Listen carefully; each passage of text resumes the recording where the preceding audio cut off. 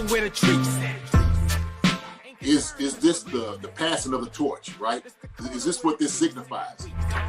It comes down to that front office and what they feel is most important. The champ is here. We've touched down from a higher plane. Why you made it here? We always look forward to that week because it was always intense. You know that we ain't coming back. We got you. The man, the myth, the legend, Dante Hall. My favorite player growing up was Dante Hall. I love you guys in the show, but Dante was my guy. Get to dashing because you done on the warfare.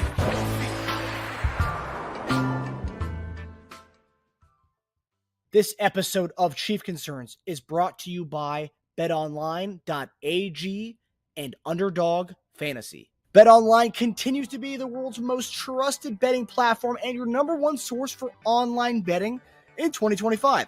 Whether you're a seasoned fan or a first-time bettor, BetOnline is your ultimate game day companion. With the largest selection of odds on everything from football, the NBA, college basketball, to NHL and UFC, BetOnline is the number one sports betting source for the new year. From touchdowns to three-pointers and hat tricks, BetOnline has you covered on every game, every play, and every win. BetOnline, the game starts here. Want to make some quick cash and have fun during the NFL playoffs? Well, it's time to embrace your inner underdog. Over the last 3 weeks, we have given 11 selections, and we have cashed on 10 of those, predicting higher or lower on multiple different player statistics. So we are ready to continue this heater into the playoffs. So if you have yet to download the Underdog app, do so now and get free cash. Click the link in the description or use promo code CHIEFCONCERNS, one word, to claim your free pick plus first-time deposit offer up to $1,000 in bonus cash. It's NFL playoff season, so let's continue to keep the good vibes in 2025. Hey, everybody. Welcome to another episode of Chief Concerns, your post-game show back on the YouTube channel for our live. I'm Marcus Dash. Right there in the middle is former Chiefs tight end Jason Dunn and my brother Teja Dash. Gentlemen, the Chiefs are now 7-0 in the divisional round during the Patrick Mahomes era, and it feels so dang good, guys. How you guys feeling after that one? I feel good. I mean, you got the win. That's what you wanted, right? So that means we advance on to the AFC Championship game, which we were expecting. That's what we wanted to do when you accomplished that. Now, the way that we accomplished it, we're gonna have to talk about some of the positives and the negatives on how we got there, and so what we need to do moving forward. And so I think that's very, very important to have that conversation. But as far as like how I felt about the game, getting the win is a win. It looked beautiful. And I know those guys are happy. So that was a good thing. You're right, JD. Plenty of stuff to talk about tonight. A lot of good and a lot of concerning things we'll talk about. Teja, quick thoughts before we get into the nugget of everything. I will just kind of back up what JD just said. I loved the win. I did not love the game. I guess that's the best way to put it. Yeah, that's fair. That's fair. I think what's funny is symbolic to how just our games are. Nico Remigio's opening kickoff return, I think that's symbolic to how our Chief games are. 70-yard run, and then all of a sudden strip. Balls out in the open, and then we somehow get it in the end, and it's our ball. That's kind of symbolism to how life of a Chiefs fan is. That Nico Remigio opening kickoff return is just symbolism to our how it is being a Chiefs fan. I will say at least this year's season. But JD, there's a lot of things to take away from this game. I want to start kind of one of the cool things of this, and I think it's the theme of the season. Is the blast from the past aspect of it.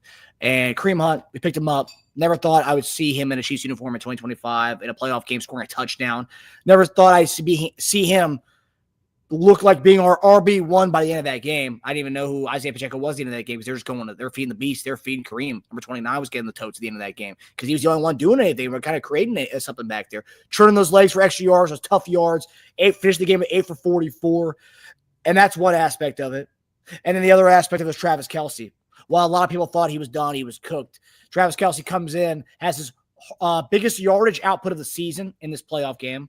I know we made mention of it during the season, JD, that, we were really saving the best of Travis Kelce for these next 3 weeks. And I was like, oh, yeah, okay. But we actually saw it today.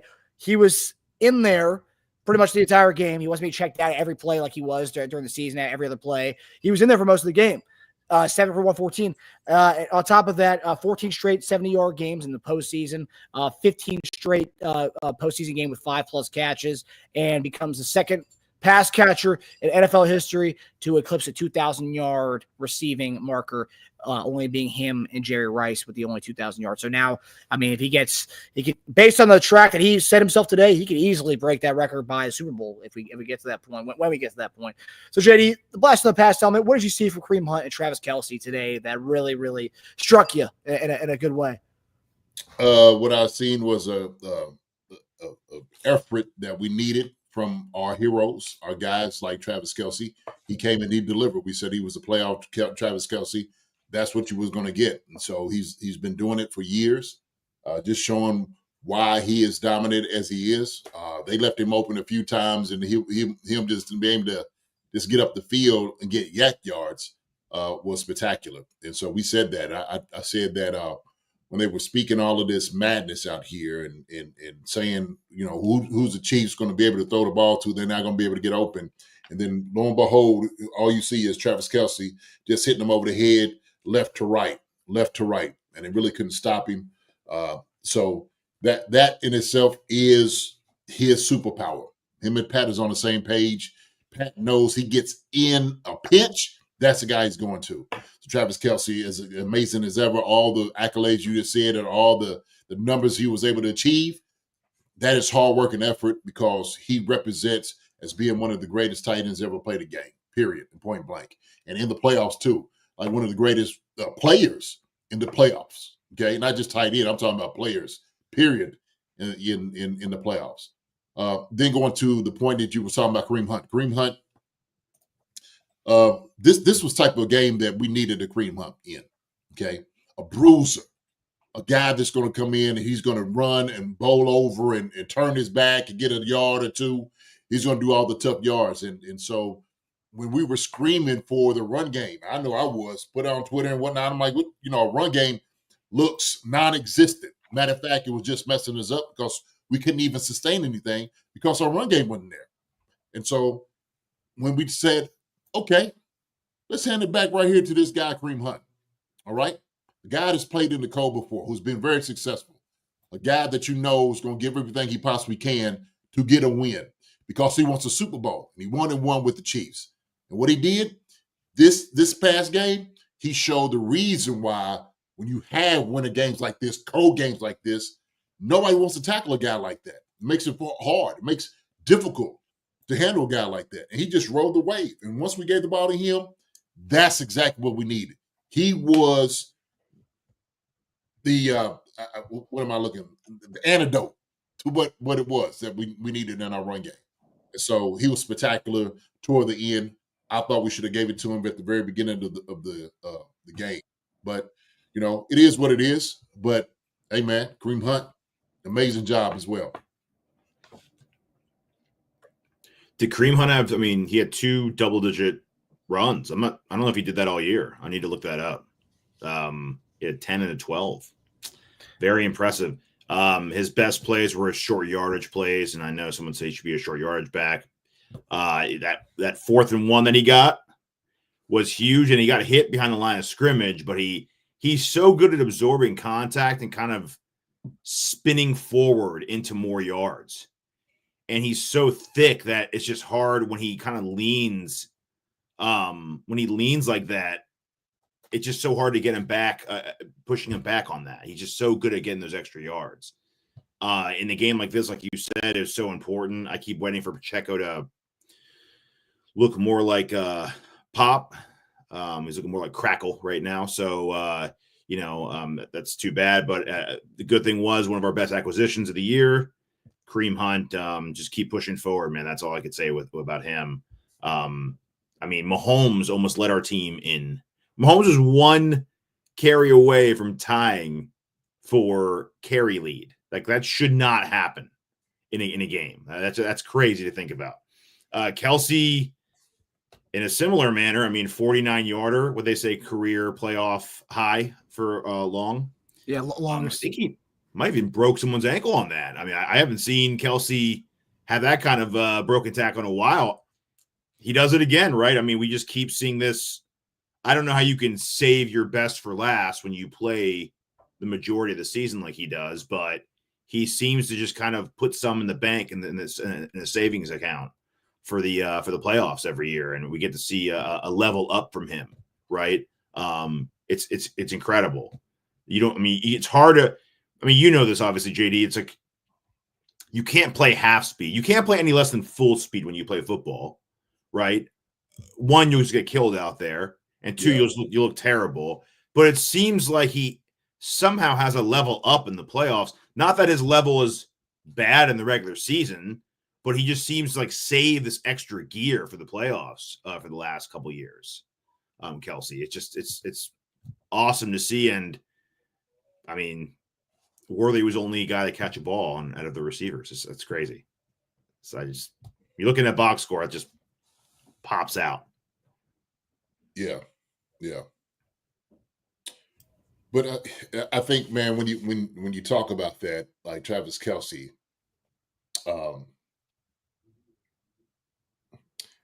this is what he's always been. And once you give him rest, adequate rest, where he can come in and destroy a team like the Texans, you see this is a result of it, of giving him some time off, letting him heal his body up a little bit, let him see his little sugar thing in Taylor Swift, right? And hey, he's got a little bit more of a little juice to him, moving around, looks good. He was doing like the old school moves, like people just took it. It's just the old, like, oh, you got me with that move. Sort of like another one I could look at, like Larry Bird would get people with moves that was real slow, and you just couldn't believe he was beating people with that move. But because he's already setting them up, he just looked fluid. He looked fluid out there. There was a couple of times, and I know y'all seen it too, where he was looking to try to do the lateral. He was going to do the one at D-Hop, and I think it was another he was trying to look for. So, which is also kind of a danger to defenses out there as well. But we know, look, Travis Kelsey, man, he's everybody keeps talking about he's slowing down, this and that, blah, blah, blah. Yeah, he don't have the speed he used to have. We understand that. He's not 10 years younger, but he's still as crafty as ever. He's still able to get open. He's still the touchdown. He moved from one window to the next window behind Azir. And when first window went open, he moved to the next one. And so Pat seen that, right? Yeah. Them being on the same wavelength, I mean, it works. It just we see it work over years, time and time again. And Pat knows if I get in a pinch, I get some problems, ball's not moving, I'm looking to 87. That's where I have to go. We got to be the ones that lead this offense to the promised land. We got to be the ones that do it. And so when they didn't really have anything working, man, offensively, I mean, that's the connection, right? That's the connection.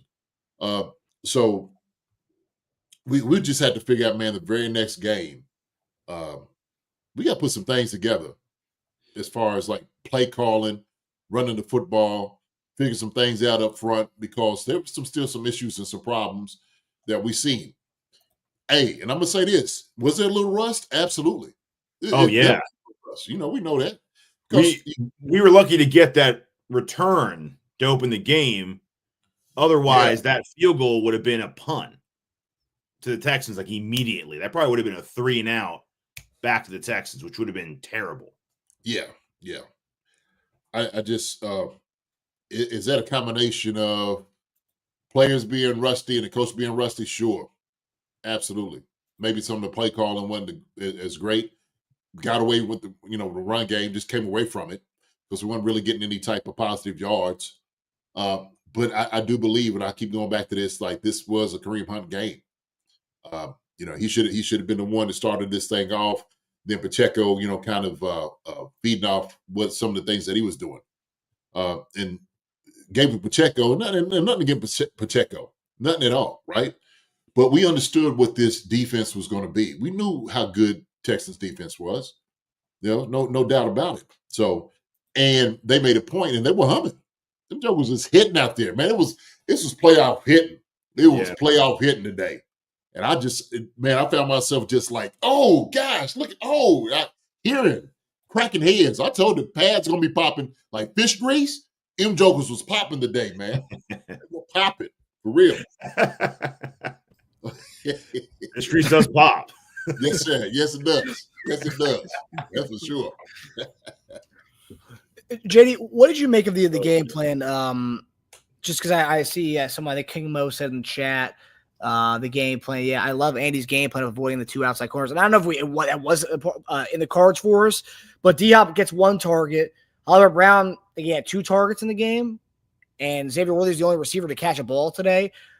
And there's multiple times where we would see Worthy in there with Hendershot, Noah Gray, and Kelsey. There are multiple times we would see that kind of personnel groupings. But what did you make of the receivers really not getting involved today? Was that more of just avoiding their 2 stud cornerbacks, or what did you make of the game plan offensively? To be honest with you, I think they were kind of trying to filter guys out there. Guys would probably be in double team. You would always rush 4. They wasn't rushing more than that. They wanted the 4 to get home. And what do? You have 7 sitting back in coverage. We threw the ball up to Hollywood Brown. Hollywood Brown has the Joker's beat. That's a hell of a catch, man. It didn't. I know. It down. So it's not like we didn't want to challenge the corners. I think we could have probably did that. But I think one thing you have to do, man, you got to establish your offense some way, somehow, some type of rhythm. So what does that mean? If they're leaving the middle open, why not go to it? Same thing with our defense. Our defense left the middle wide open, right? Safety's supposed to come down and react, get the guy in the slot. Hey, why not throw the slant? Why not throw it right there behind the linebackers? Why not just keep doing that? Because it's working. So that's what you do. Keep doing things that work. But I don't think they intentionally didn't want to try them. I'm sure they tried them. But they just, they wanted to keep, you had to get into a rhythm. You got to be able to move the chains. And sometimes when you put it on the drawing board, it don't quite work that way. And that's what we were kind of seeing. We wanted more yards out of the running game. Didn't quite happen. So those things, I do believe we did try to attempt to get at the corners, man. We just wasn't getting open, or Pat just wasn't seeing them. Either way, they made sure that the guys out there, they were covered. Yeah.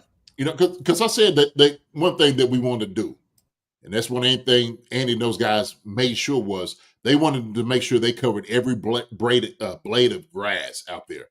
You know what I mean? Like, don't condense the things that you do offensively. Like, you make sure they had to cover everything. And I'm sure any of those guys just did it. They probably just didn't get open, or, Pat, like I said, didn't see them. I just expect more. I mean, I told Marcus during the game at one point, this feels more like a Chiefs regular season game than it does a Chiefs playoff game. I know we didn't get I think we're always in playoff mode now. We played in, extended seasons for the last however many years. And we don't get rattled, right? Looks like I feel like a team like the Texans, they got down by 1. They had all right, it's a game again. It's a game, or we're in this now. And then we just come right back, right? And do it. We're just automatic, right? We're like for all you Mario Kart players, if you have the best speed, the best time, and you have to fight that time, so the little ghost drivers next to you, it's like that. Like, we're just fast around the track every time, and you got to keep pace with that, or else you're not going to win. You're just not going to win. But I think I'm most disappointed though that we had the extra time. It was the Reed bye week. And it was the reason why, Nick Wright was saying to take, the over in points in the first half. I didn't, so I'm not bitter about that. But it is a little concerning that we didn't scheme it better. I mean, I know the Texans defense is awesome, but we played them, it's like we didn't play them in the week 2. We played them like a month ago. So we see how we looked recently against the same exact defense. And with 2 weeks to prepare. And I think that was coming off 4 days to prepare for them, right? Wasn't that off the 5-day break? So we looked more prepared for them off a 5-day break than we did off of a 2.5 week break, which it just, to me, I mean, I'm not upset, but it is a little more concerning. That's all. But I think it goes into really playing football full speed, like you said. You can try to simulate it in practice as much as you want to. And Troy, those guys made a great point. They were saying the Texans looked a lot more relaxed than the Chiefs did. Yes. Yeah. Well, they just got finished playing. So for them, they just going through the same rhythm of what they've been doing, right? And they needed that game to get to where they are right now. So their stakes are a little bit higher. The Chiefs knew, like, okay, we got to win this game. We can't lose at home. We can't do all these different things. And even you had to think about it. You got to make sure that you are protecting your house. You got to make sure you are protecting your legacy. I mean, that's why it's so significant what the guys are doing out there, that you can't really make mistakes. So I know it's crazy to even ask this. No. It almost looked like a look ahead game. Like we almost weren't sure because we were looking ahead to like the real opponent we have to play between the two juggernauts left, which is crazy to think that because it's a playoff game. Yeah. But unless we're just attributing it just to not looking sharp because we had to get back into not only playoff mode, but like football mode, right? So it's not only jumping into a jump rope that's already going fast. It's going super fast. We have to just jump back into it and you can start jumping. So, but it came across like that. It was like, man, we just don't, especially in the first half. It looked a lot better in the second half, I will say.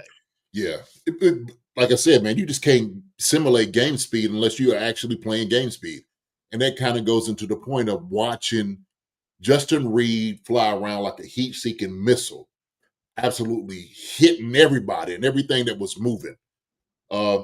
He was launching himself, off his feet to tag jokers, C.J. Stroud and everybody else that was catching the football. And that's what you put yourself on the line for those things. You don't do those things in practice. You can only do things like that in the game. Yeah. You're doing something like in the practice, there's a problem. Coach is like, hey, man, you need to come over here. We need you. We need that in the game. You can't do it in practice. Practice, we tag off. That's what we do, okay? Or we fit up on guys. But in the game, you turn it all loose. It's the same thing when you're blocking guys up front. Guys going to bite you. They're going to claw you, hit you in your throat, all those different things. All that matters. All that matters. And so it does take a little bit of time to get back into the game feel of things, right? Yes. And the coaches too, tempo-wise, because it's situational. Everything changes. Like, oh, okay, well, wait a minute, hold on. We can't do that. We got to scratch this. Let's go back, to the drawing board on it. And so that was another thing. Like I said, we wanted to run the football well, I'm sure, but we didn't get enough yards. So they scratched that part. We threw the ball out to Xavier Worthy, the out route to him. Beautiful route. Beautiful route. He caught like 2 great balls. He played a tremendous job, man. I mean, he had 5 catches. The one that we needed the first down on, the first one, exceptional. The one that he almost had a first down, that it was 4th down, if he kept his feet, he would have had that too. But it was a beautiful out route. So we could have ran against the corners and stuff like that. But there's a particular times that you do put pressure on the defense in certain situations. That's just how it has to work. It has to work. So you mentioned Justin Reed. Now I want to get to the defense. A lot of good from the defense. Also, some concerning things that I want to get your thoughts on. But defensively, second half, after that long 100-minute drive, it seemed like, with 15 plays, they got a touchdown and then missed the extra point. The run game, Joe Mixon was eating us up. And I thought we were going to kind of stymie the run game because Tank Dell's gone. You just cut Deontay Johnson. Your Robert Woods is just punt return. He's not even playing, getting offensive snaps. You're dealing with Xavier Hutchinson and John Mechie and Dalton Schultz, who's also all these guys that were on the injury report this week. And once Joe Mixon limps into this game, potentially he wasn't going to play, but nonetheless, he looked like the Pro Bowl that he was this year in this game. And I thought you only have to worry about Mixon and Nico. Then Mixon goes off tonight and has a really great game. But after that, it seemed like after that that drive, we kind of just hummed in the blitz. I mean, 8 sacks. 8 sacks, Karlaftis 3. Karlaftis nearly gets half of what he had during the regular season in this game. It's great, which is pretty wild. What did you guys think of the game plan that Spags had? I know you mentioned Justin Reed was flying around, JD, and it seemed like he was one of the few who was flying around popping, because it seemed like Houston was doing that on their side of the ball. It seemed like Justin Reed was the only one kind of doing that outside or edge rushers who were getting to the quarterback. It seemed like he was the only one kind of flying around out there, playing free and loose out there. What did you make of Spags' game plan today, JD? I mean, I like his game plan. Thing is, guys just got to make plays. Guys got to get off blocks. The fundamental things that you have to do, right? The one where Joe Mixon was able to get the first down. I think I was arguing with a guy on Twitter about it because he was talking about Nick Bolton. And Nick Bolton, he's supposed to be the number one run stopper, this and that, blah, blah, blah. I'm like, so everything's on Nick Bolton to stop the run. I got it. Okay. So it had nothing to do with the defensive tackles, had nothing to do with the defensive ends. Those guys got to get off blocks. Third quarter, we can stop them for nothing. Joe Mixon's run up the middle of the field, and a lot of it was because he's putting ourselves out of position. And a lot of it starts up front. So as good as those guys did play against what we start seeing, spurts of those doing a great job. The defense did a great job. I'm not taking anything away from them. But the run is concerning. And we just weren't doing a good job stopping the run. That means coming off the blocks. That means the defensive tackles have to take two. That means the defensive end has to use his hands to get off and shed blocks. You got to condense the hole, come off and make the play. We weren't doing it. And so sometimes when you put yourself out of position, you hurt the guys behind you. And so one of the points I was trying to make is, well, shoot, Nick's trying to make tackles, but the guard's coming up to him. So that means that the defensive tackle is not holding two. That's what you try to do. You try to at least, hold that guard from going up to the second level, or the same thing, Drew Tranquil being in the position. So they did some things, obviously, counters and flows and whatnot to get the linebackers moving, and then you just create a wall. That's what happens. But Justin Reed going out there, man, playing at a high level, hitting everything. I think he had a vendetta out. That was without a doubt. He wanted to show everybody, listen, it's just not going to be that easy walking up in here without me saying something about this. So I thought he played a great game. And then, as far as everybody else, behind him, I mean, McDuffie was blanketing as well. We couldn't get off the field on third down when we needed to. Amenahu had spots. He did some great things. Amenahu, Chris Jones came in spots, did it when he needed to do. Kalaf was talking about the 3 sacks that he had. FAU came in, made a big play. So everybody contributed for this win and just accumulated for them just giving up 12 points. They give up 12 points for this game, okay? Not the 14, 12, right? So I think they did an amazing job. But when Spags brought the pressure, start bringing the blitz, he worked C.J. Stroud into a false sense of security is what he did. And then all of a sudden he disrupted every bit of that comfort. That's what happened. And so fourth quarter, he just started bringing blitzes from everywhere. And they had no answer. They had zero answer for that at all, right? And so I thought that was brilliant by Spags because I was waiting. When is the pressure going to come? I know. Where's the pressure? And so Spags is like, okay, shoot. They gave him their best shot. We see. He put his scope down. It was like a hunter, and he was just like, all right. That's what I felt like. I felt like it was like a one of those Animal Planet videos where you see like a cheetah going after something you prey, a little limping antelope or something. He's talking real, like this into the mic. Yeah. He's sitting out there about 350 yards away. We're gonna take him down real easy. And you sound like you're commentating golf right now. Oh yeah. well, I'm behind the scope when it be silent. No, yeah. Right. So Stroud's approaching the 5th fairway here. Mm-hmm. He's 2 behind par. Well, that's as calm as Spags was. Spags was doing that. I'm sure he was. Yep. Talking that way to Bolton. Now, look, y'all just calm down. I'm gonna bring the blitz. Don't worry about it. It's coming. It's coming. Relax. Yeah, I'm trying to see what they're doing here first. Then I can let me adjust. Mm-hmm. JD, I know you're defending Bolton on Twitter. I have a question here from Taryn Young. He's saying, talk about Nick in pass protection. I think he means talk about Nick Bolton in coverage. Is he responsible for the midfield? Is what he's asking. Depends. What I saw Nick doing, he had man coverage on the back. So what ends up happening is, if it's man coverage, the count goes, he's got number 3 usually. Okay. And so if they're pulling him out of the middle, which, that's what teams do, then he's got to play his responsibility. Now, the thing is, he can call banjo. Banjo means you got my guy and I got yours. So he can call banjo, banjo, banjo. He could pass those things off to the guy that has his guy, right? So in essence, number 2 becomes number 3, 3 becomes number 2. That guy takes number 2, number 3, 2 becomes number 3, who's Nick Bolton's. But if he just stays with it, then it's not his. So everybody has a responsibility.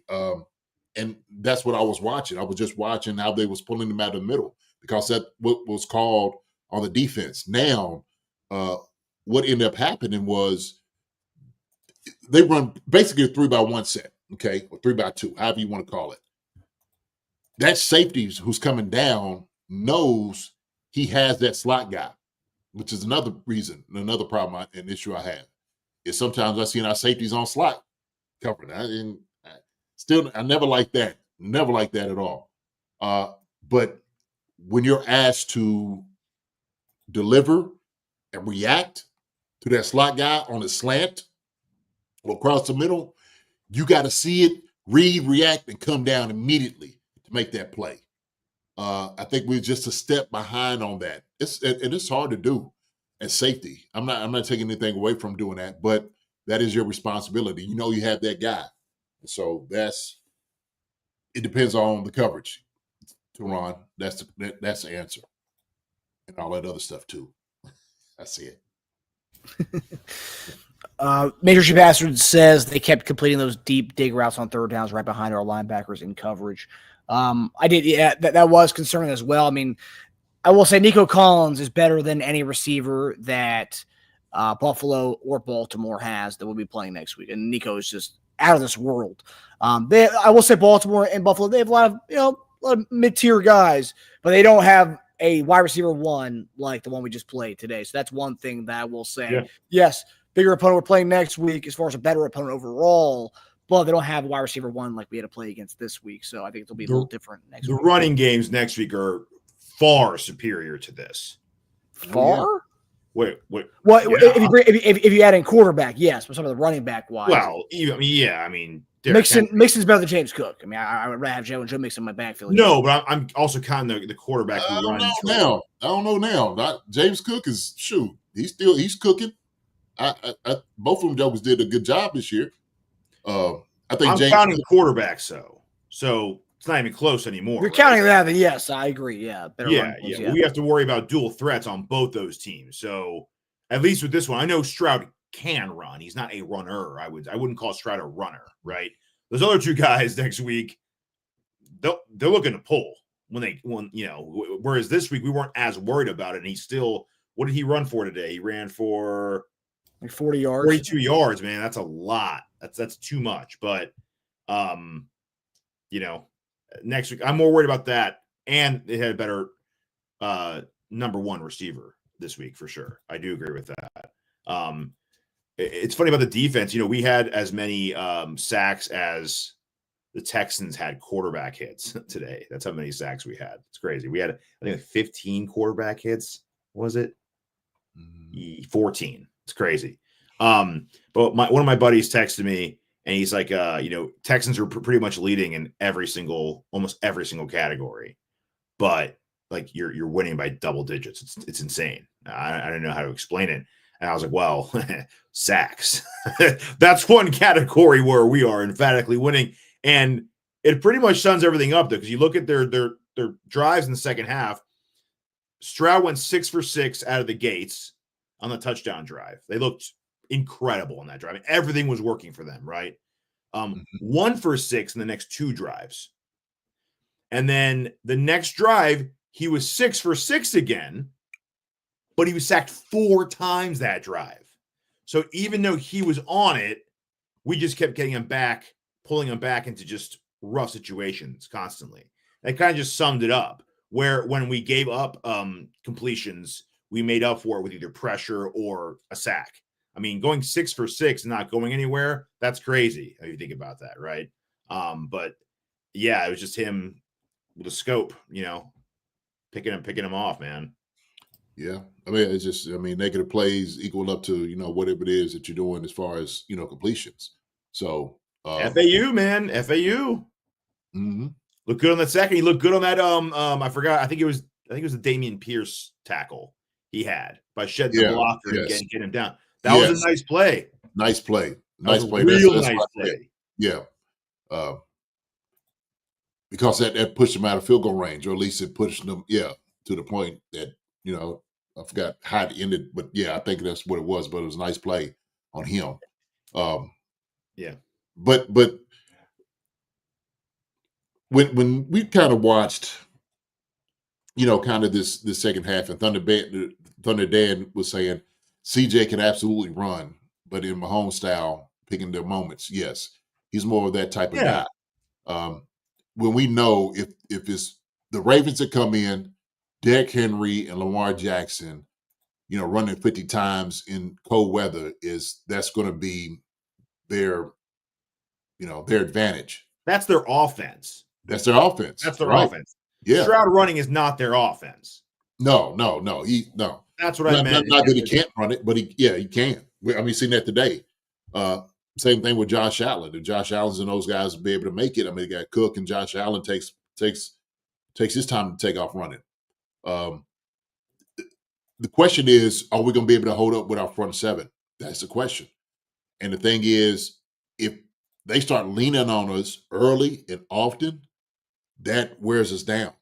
So we're going to have to do some things differently up front. We're going to have to play a much better game than we did from our front seven in the run game, than we did today. Make no mistake about it, because when we see either team that comes in, it's going to be a heavy dose of run. We got to know it. That's going to be the first thing they go to. Why? Because, like you said, they don't have a Nico Collins, in Buffalo, right? And Amari Cooper, but he's not Nico Collins anymore. When you start thinking about, Baltimore, Zay is he, what is going to be his situation? Yeah. So that's the thing with him. And then is Mark Andrews and Likely. So they'll probably start utilizing those guys too. Why? Because Likely hit us over the head for a lot of different things as far as yards and whatnot. And so it's going to be a good match, whatever we see, but we got to do a much better job against the run and, interjecting the run into what we want to do offensively. We have to. So I didn't notice we didn't really use a quarterback spy today, and I feel like when we do play Josh Allen and Lamar, we will be actively using, whether it's Chanel or Tranquil, to spy Josh Allen or Lamar Jackson next week. I feel like that's one thing. Yeah, Stroud can run it, but he doesn't actively do it often throughout the game. No. So not enough to warrant a spy, whereas the other two next week, they will have a guy who's going to be kind of trailing them throughout the game. That's also another thing. I know people online were saying, if we can't contain CJ Stroud, how are we going to contain Lamar Jackson and Josh Allen? Well, defensively, we'll have a different game plan for those two quarterbacks. Yes, right. We opened it up for him. Yeah, just, open it up for him to run. Yeah. So what did you – so Jalen Watson had to come back and play a lot more snaps than we anticipated. He didn't start the game out. I think Najee started. Then he came in when McDuffie went out for a little bit, scared the heck out of me. But then he McDuffie comes right back in, almost gets interception. That's a nice pass deflection. I know. Which was fantastic. But Watson looked good. I see Taryn Young in the chat say a great game from Jalen Watson. I thought Watson didn't miss a beat from his long layoff. I got to watch the film even more to see. Of course, after a lot going on, but he looked good. Like you said, we knew he was going to get some snaps in, and he looked good. So that was that's positive to see that he's out there, just playing in itself. But no, I think he looked pretty good, man. Like I said, once I dive into this film even more, I get to bring you a little bit more as far as the opinion on how he looked for the game. Yeah, he was out there. He came out healthy. He didn't get beat like a drum, obviously, in the game. Those are the positive ones. Just get his feet under him and get used to playing again. Mm-hmm. And also unscathed in the injury department. I know we had some scares. McDuffie had a scare. Brian Cook had a scare. Justin Reed had a scare. and all those guys ended up coming back and playing in the game today. And then CJ or Chris Jones, he was getting his calf massage on the sidelines, and a lot of people were scared about that at first. But everyone needs a little massage every so often to keep that part warmed up. I don't see anything wrong with that. Yeah, nothing wrong with that at all. But yeah, unscathed in the injury department defensively, so that's a beautiful thing. I think on both sides of the ball, really. Before I want to get to the special teams, JD, we have a couple comments here from our fans in the chat. Taryn Young, appreciate the contribution, Taryn. Brother, thank you. And, Please, what's the name of two? Gave one earlier. Jake, we'll get to his question in a second. So Taryn, please speak on Pat's play. Poor vision all game, reluctant to let it rip, and Hicks being our best safety as a rookie. Love to hear your wisdom, fellas. Pat's play.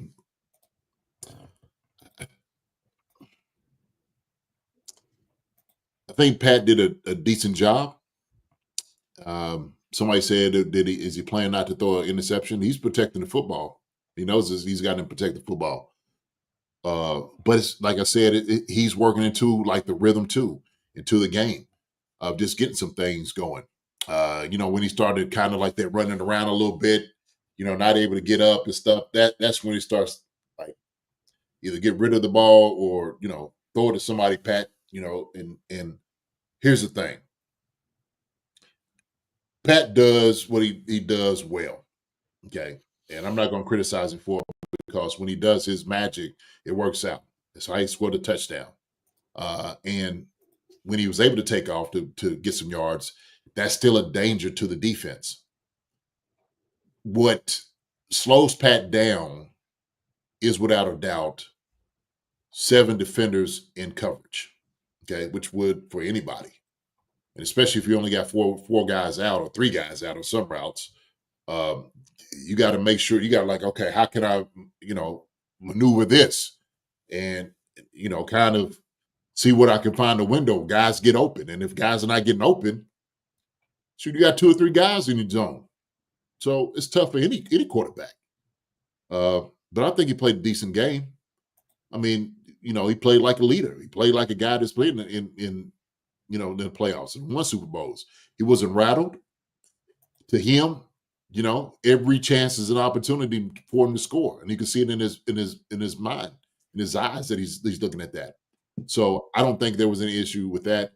Hicks being our best safety as a rookie. What Hicks has is the youth, the energy, athletic ability. He's still trying to gain that knowledge. Okay, so I don't know if best safety. I wouldn't say best safety. He's a very talented safety, one of our most talented safeties we have out on the field. But I wouldn't say best yet. Definitely plays beyond his years. He doesn't play like a rookie. He's very poised. You can tell he's confident out there when he plays too, right? Mahomes, I was just doing the numbers on this. So it looks like, and I think this goes into because he was obviously off on some of those. It wasn't just like, oh, what's wrong with him? It was, I think the whole team kind of looked that way too. I just did quick numbers. I might be wrong, but it was 8 for 14 in the first half and then 8 of 11 in the second half. So definitely a lot more on point in the second half. And that bomb to Hollywood, I mean, that was it was a nice deep ball. It's one of his better deep balls of the year. That should have been. It was almost caught, almost picked off too. That was really scary.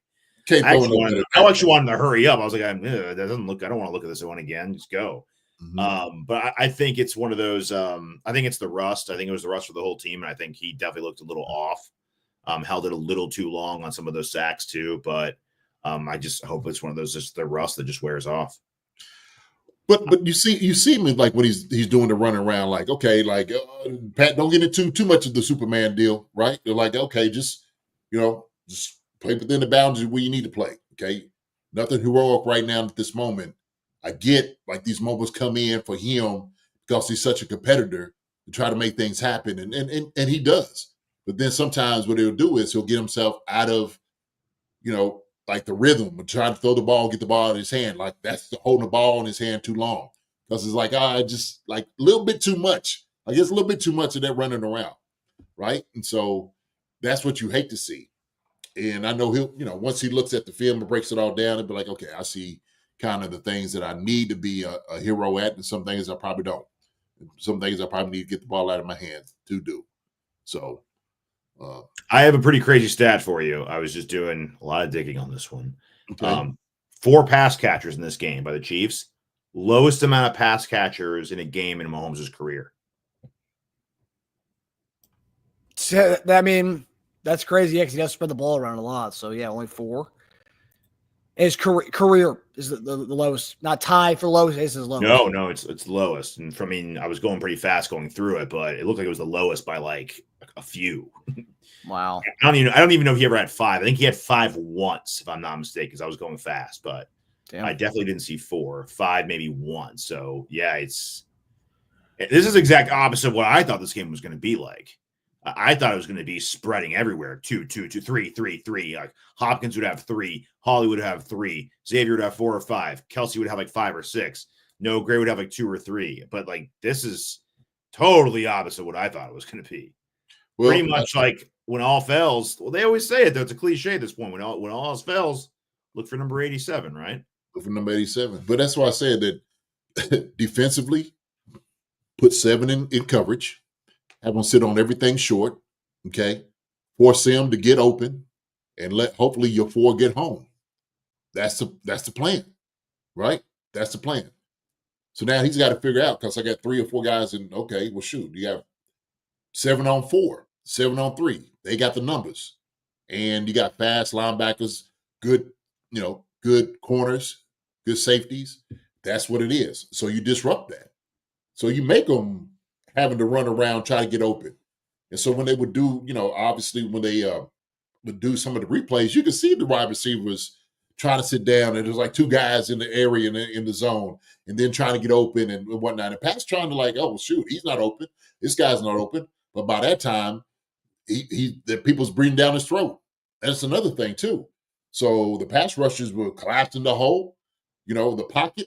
You got guys that was, they got very talented guys, defensive pass rush. But what's even crazier than spreading it out, like not having guys with multiple receptions or even 1 reception, outside of the 3 guys with, multiple receptions, only 1 guy had more than 1 target. That's the crazy part. Like Kelsey had 8 targets, Worthy had 6, No Gray had 3, Hollywood had 2, and everyone else only had 1.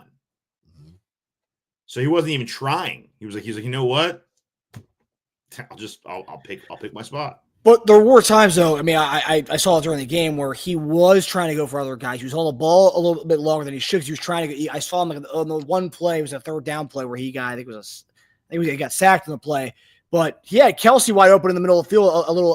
He was doing a whip snag route, but he gets a snap. He's looking right at D-Hop. D-Hop's running like an out route comeback on the short side of the field. And he gets carried away over there. You see Kelsey's kind of wide open in the middle of the field. So there were certain times where he's locked in on guys and, hold the ball a little bit longer and getting sacked or throwing the ball away or whatnot. So it was a little bit of that today. But, JD, to what you said, Next Gen Stats talked about the safety shell in the first half. They didn't give a full game recap on that. But versus Single High, he was 6 of 7, 102 yards in the first half of the game with a 37.5 blitz rate. 37.5% blitz rate. And then versus split safety, 1 of 6 for 12 yards with a 0% blitz rate. So there it is. There it is. So, yeah. So appreciate the comment there, Taryn, and contribution. Jacob Donabauer, what's up, buddy? Appreciate the contribution again, brother. So Texans D came to play today. Great effort. Outside of our D and the Eagles, I think the Texans D is was the hardest D remaining. Bills and Ravens have veterans, but Texans D has played solid all year. Guys, what are your thoughts on this? I would say so. They're definitely better than the Bills defense. Ravens, probably better than the Ravens. Ravens obviously got different areas. The guys, I would say, maybe give a little bit nod too. But yeah, Texans, as far as like the totality of defense, yeah, I think they might be the best defense we'll see. Yeah, definitely. I mean, I have to look down the stretch. I know they were tied for fourth overall in sacks. But towards the end of the year, they were definitely humming. They were stopping the run. They were getting after quarterbacks. They have stingy cornerback. They have stingy cornerbacks. So they were, it was a good test as far as defense. It'll go down to Buffalo, down in competition, but about equal with Baltimore, I'd say. Yeah, yeah. JD, you while watching the game, seeing some of the highlights, Will Anderson's going to be a problem in this league. He already is a problem in his second year in the league. But I was watching it. I'm like, I wonder how long this goes before they say, you know what, let's go back to the backup plan. Let's move Tooney back to guard and bring in DJ Humphries at left tackle. What did you think of the left tackle, left guard situation today between Tooney and Caliendo? Like I said, man, I'll get into the film. I'll break it down a little bit more to actually know.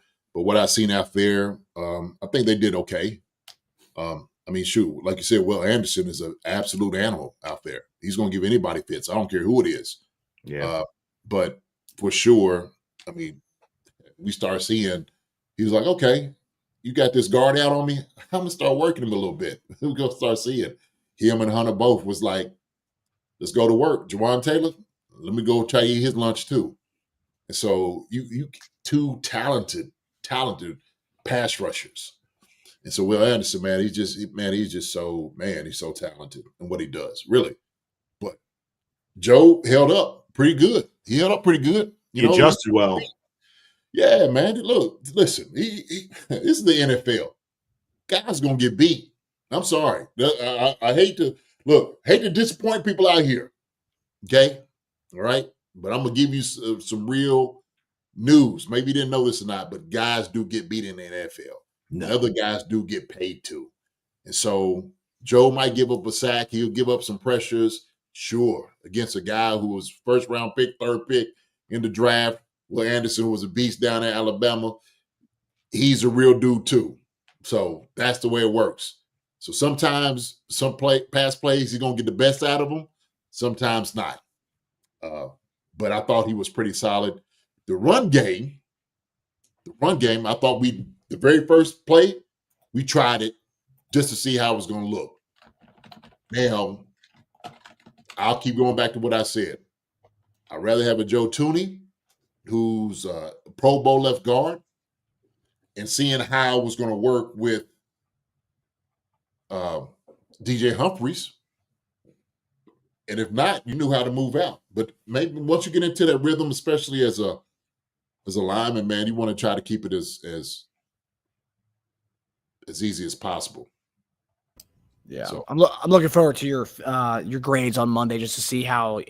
Looking at the left tackle situation, I'm looking at a few other situations across the board. We kind of, I don't want to get into this too much, but we'll get to it a little bit just because it's being the main thing talked about online by everybody who's a casual football fan, maybe a casual, people who don't watch anything and they just watch the NFL playoffs, but we kind of have to talk about it a little bit as more of a joke here. Ginger Girl, thoughts on the roughing the passer calls? Buck and Aikman kept harping on them. JD, what were your thoughts on some of these calls here? So we got the first one. I think it was Will Anderson, helmet to helmet with Mahomes. His face mask did touch Mahomes' helmet, so that's not made up at all. The one I will say, I think maybe a little ticky-tacky, although the guys were leading with their helmets, is when Mahomes, ran the ball and all of a sudden he kind of slid when he was like right by the defenders and they both went in on him and then they actually tackled each other instead, but they led with their helmets. That's the one I maybe say these people with the conspiracy theorists out there maybe have a bone to pick with. But the first one, I think it's cut and dry. I mean, his helmet hit Mahomes' helmet, end of story, done. But what were your thoughts on the roughing the passer calls, JD and Tej? I think the first one, if they didn't call it, we could fuss about it. but I'm glad they called it because I think it was. He touched his face mask. Okay, it's part of the top of his head. That's it. The rule says anything up here, you not be able to, to hit. Yeah. He touched it. He breathed on it. He was right here. That was enough for the ref to see. So I wouldn't matter if they're making that call. The second one, when Troy was vocally saying, "Good grief," or "Oh my gosh," whatever he said, I was just Come on.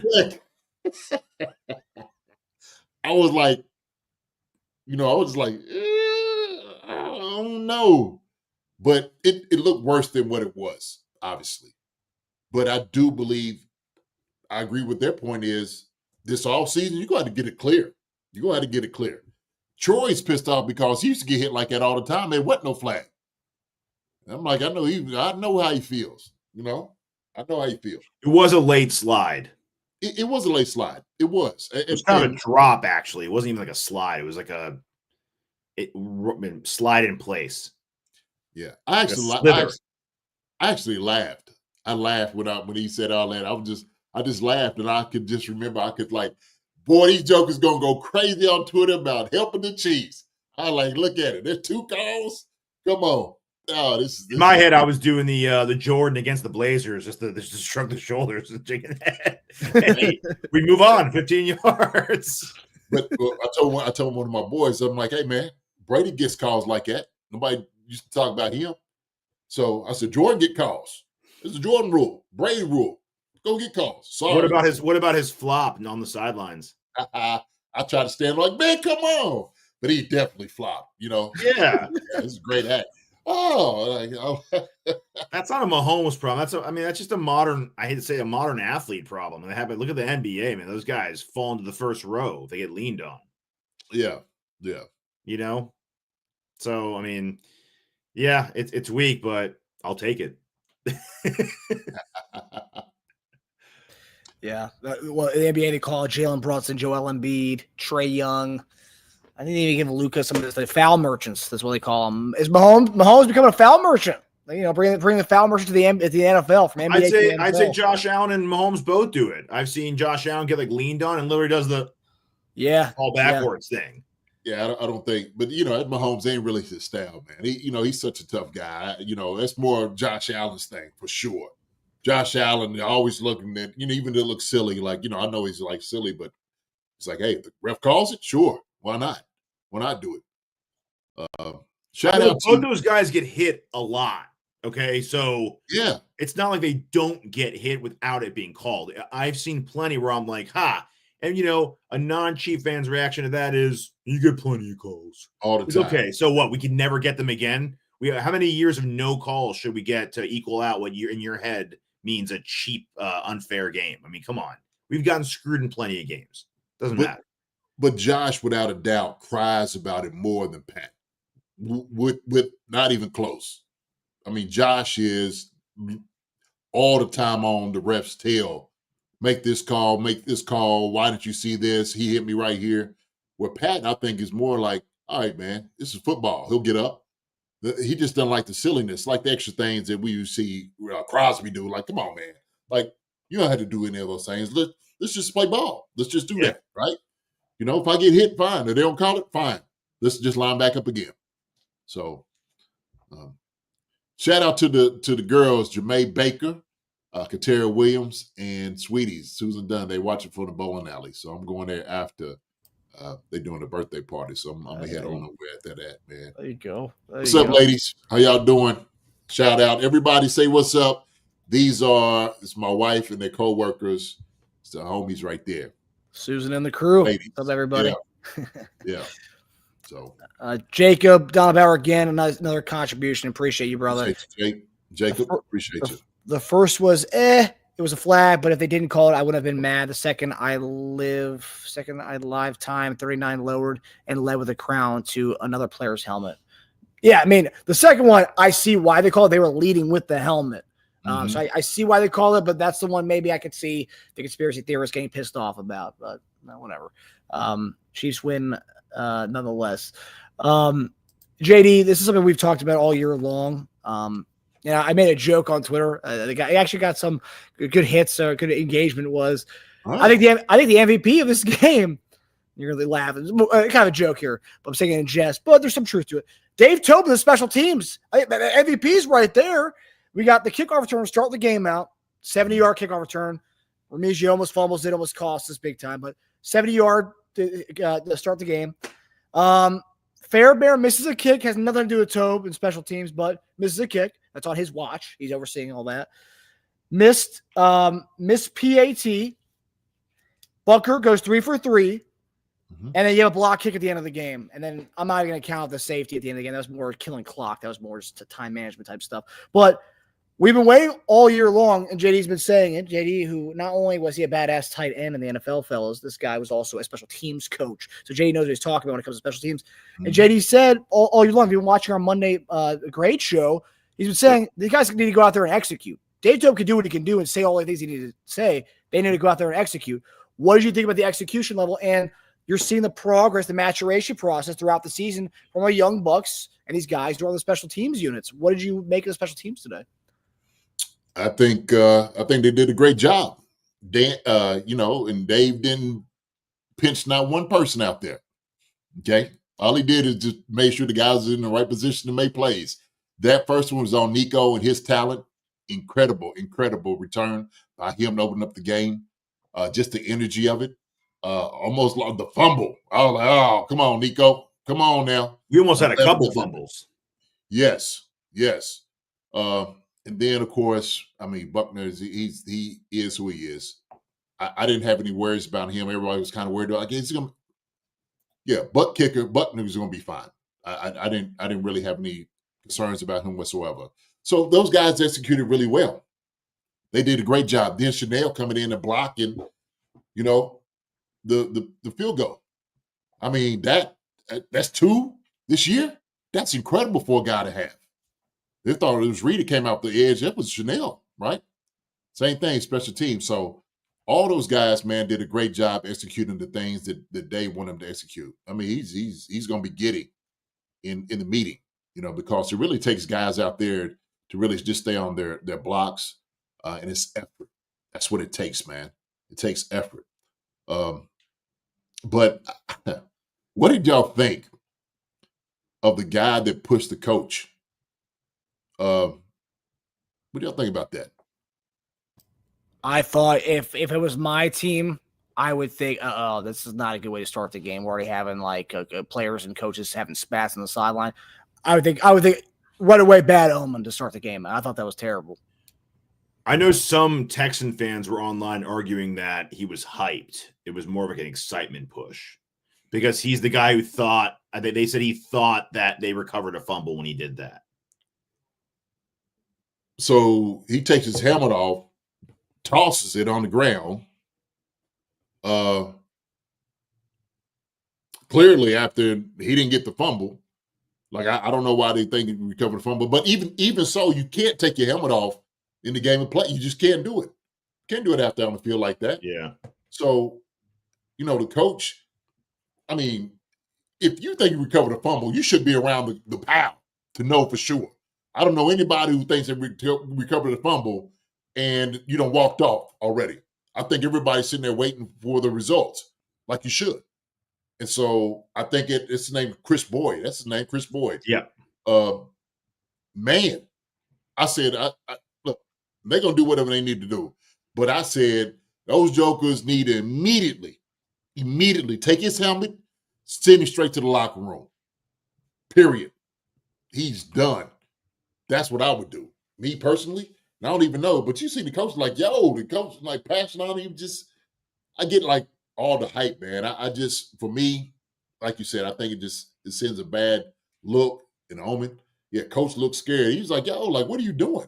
So I want to know what's going to happen after that, man, because I just, maybe it's just. I'll be contrarian and say, what about when Kelsey pushed Reed? When Kelsey pushed Reed, and Reed kind of gave me a look too, all right, man, you lucky it's you. Because there ain't been anybody else. You've been out of here too. But Andy knew where it came from, right? He kind of knew. Trav probably shouldn't have pushed Andy like that either. Andy's an older guy. And Trav just got to know, like, hey, man, right? I know he's trying to get him hype and stuff, and I'm sure. And he was like, yo, sorry, coach. I didn't mean to put you at heart. Like, dang, I know I'm hype and stuff. He's like, yeah, I know you hype, man, but shoot, watch yourself. I will say, yeah, it's a good point. I forgot about the Teja. I've already blocked it out of my memory. But yeah, I remember watching that at the game. I was like, oh no, what's going on here? Why is there a fight? Why is Kelsey shoving Andy? But luckily we didn't lose that game, and people can't point to that and say, see, that was a downfall of the Chiefs dynasty. So luckily we don't, because that would be something people would say too. Yeah, totally. Yeah.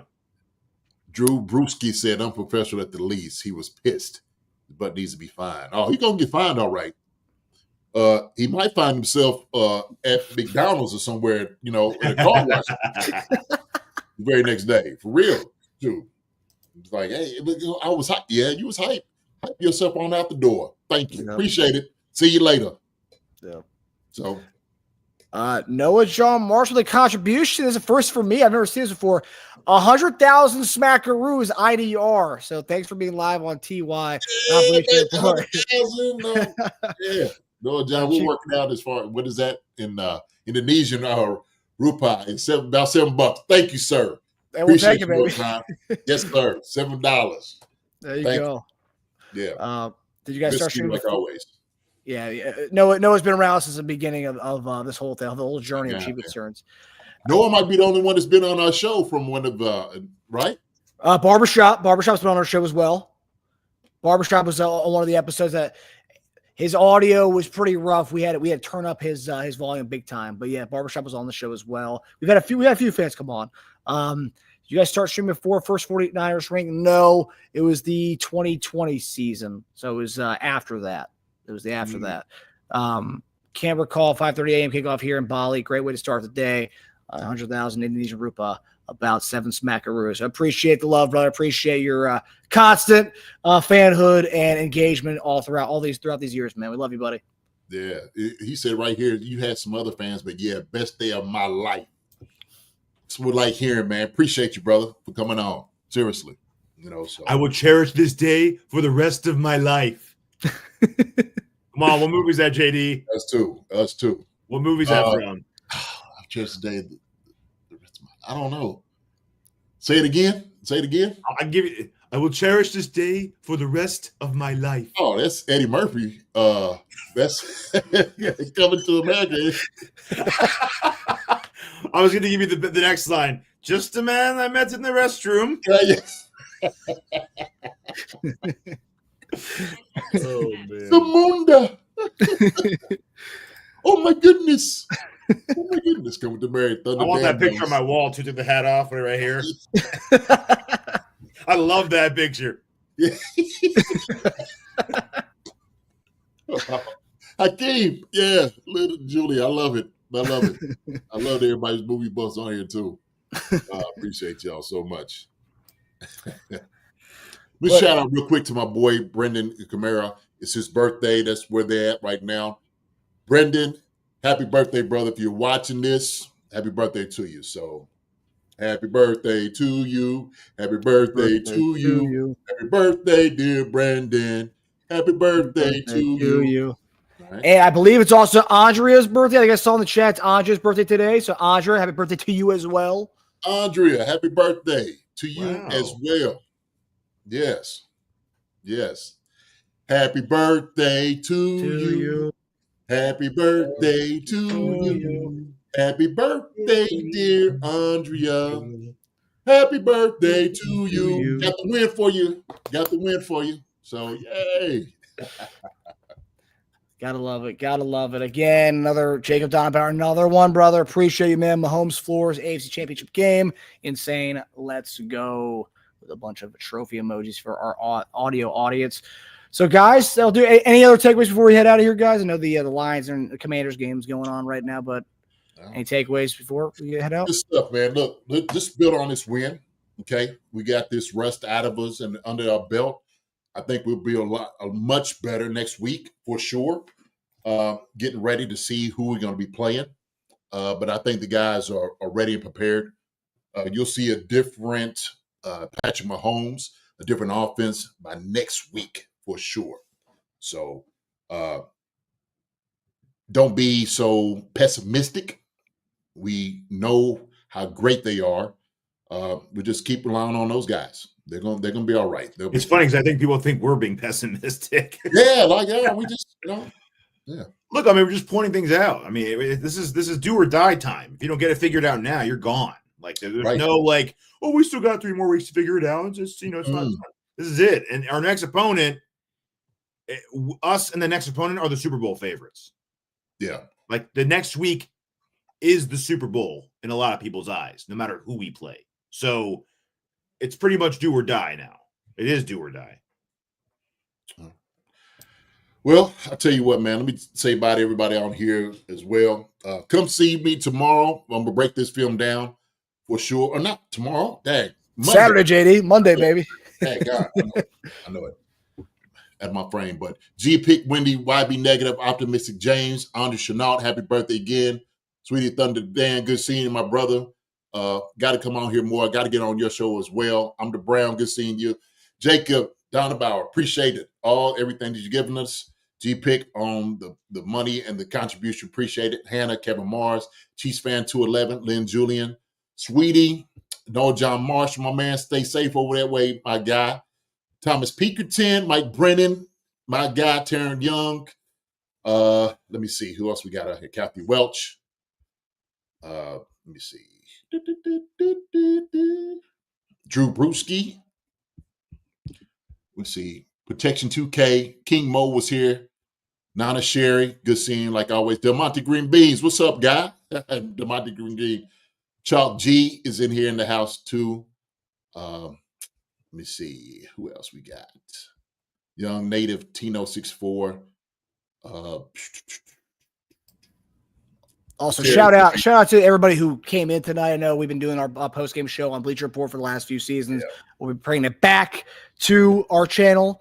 So it's nice to be back and see everybody. We had at some point 520 people in on the live tonight. So love that. Gotta love that. Awesome. Well. What's up to everybody? If I didn't get to say your name, y'all know what it is. You know how much we love you all. Y'all keep coming back. Come checking it out. We're going to give you all the goodness. We got a great comment on Twitter just saying it. And I think we embody what we want to be as far as in this channel is we're going to be very objective about things. We're going to give you a good balance. You know, we're not going to come out here and kill and just be Debbie Downers on things. We're going to give you the real truth on what we feel. Good look about these things, and we're gonna love you up too while we do it. Okay, we may disagree, but we still gonna show you love because we show you love to us as well. And Drew's last name is Bruchet, so Drew Bruchet. Oh, Drew Brew. Yeah, there you go. I'll remember it that way now. Drew Brew. Oh, okay. There you go. I didn't see that he spell it phonetically. Bruchet. Okay. I do like Brewski though. Brewski's funny to say about Bruchet's good too though. Bruchet, yeah, Bruchet. Sherry Street is on here as well. I see Neff was in here. Neff, you keep watching the Chiefs. Keep watching them. Okay, Neff. Zach Devlin. But, hey, you guys and ladies, Ed Otero as well. I got to ask, too, is Thunder Dan, is that a Dan Marley reference? Please say it is. Yeah, thumbs up? Yeah? No. That's okay. I was like, wow, okay. That's before. Okay. Yeah, well, good. It was 100 people on here. That's beautiful. Beautiful. Kansas City, Youth Jazz, Major Chip Harris, Ed Otero. Listen, Ginger Girl, appreciate it as well. Ghost Hunter 1974. I ain't seen you in a while, man. Good seeing you. Chiefs Easy 3-Pete. Listen, y'all brothers, man, I love you all. I'm going to get down here to this party, go hang out with the ladies, okay, my brothers, and have a good time and watch the rest of this game. But appreciate each and every one of y'all coming out. Thank y'all so much, okay? Enjoy the win tonight, man. Enjoy the win. You're going to enjoy it. Yeah, savor it. Savor it. Savor it till Monday until JD breaks out the notebook and checks his list twice because some of his people today they don't want JD looking at the film. The film doesn't lie. The film does not lie. But everybody enjoys the win, and we will see you guys Monday night for Monday morning tight end with our guy, Jason Dunn. Love you all, everybody. Enjoy the rest of the weekend. All right. Love y'all. Love you guys. Appreciate y'all. Everybody. Love y'all. God bless y'all. Be safe. We'll see you. Hi, everybody. Thanks for watching. Subscribe here to get the latest from the show. Also, be sure to check out the best clips from Chief Concerns. And if you prefer to listen to the show, subscribe and follow us on Apple Podcasts, Spotify, and anywhere else you get your podcasts.